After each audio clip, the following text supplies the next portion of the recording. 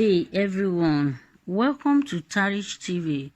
Please kindly subscribe to this channel. Also hit the bell icon so you can get notifications. Thank you. Ihedioha is desperate to return to avoid probe. Imo State government yesterday said former Governor Emeka Ihedioha intended to return to the office to avoid being probed for his administration's alleged misdeeds. Whistleblower Obodozie Ihezu had alleged in May 8 petition on the House of Assembly that over 78.4 billion naira spent in 7 months by Ihedioha administration cannot be accounted for. The State Auditor General for Local Government and Chieftaincy Affairs had issued an interim audit report detailing how 19.63 billion naira fraudulently disappear from the local government accounts between May and December 31st, 2019 under Ihedioha. None of the allegations against Ihedioha had been proven, nor is he on trial for corruption.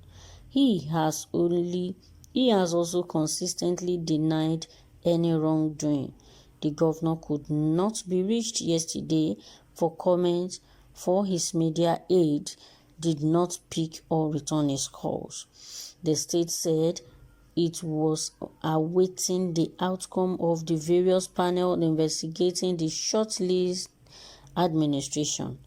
Commissioner for Information and Strategy, Declan Emenumba, claimed that Ihedioha's bid to return to power was not in the people's interest but born from the need of self-preservation. He implied that Ihedioha was behind a suit-seek further judicial interpretation of a matter already decided by the Supreme Court in favor of Governor Uzodinma. Emelumba claimed that since the Supreme Court removed Ihedioha from the office early this year, the former governor had been making moves to return to power rather than accept his fate. Apart from his abusing court processes by filing multiple suits on matters already resolved by the Supreme Court, Ihedioha had been sponsoring protests against the government of Hope Uzodinma in the vain hope of portraying it as unpopular, the commissioner said. He noted that unlike Celestia Omehia of River, Professor Osumbo of Edo, Chris Ngige of Anambra State, all of whom were removed by Supreme Court but accepted their fate, Ihedioha had refused to move on. He urged Ihedioha and his supporters to accept their fate over a matter that has been settled. To him, Ihedioha is a young man with a political future, ought to have moved on after the Supreme Court judgment.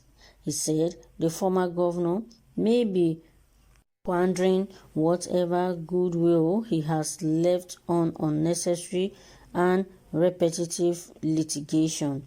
If truly he is working for the interests of Imo's people, why this level of desperation, and why is he afraid of being probed?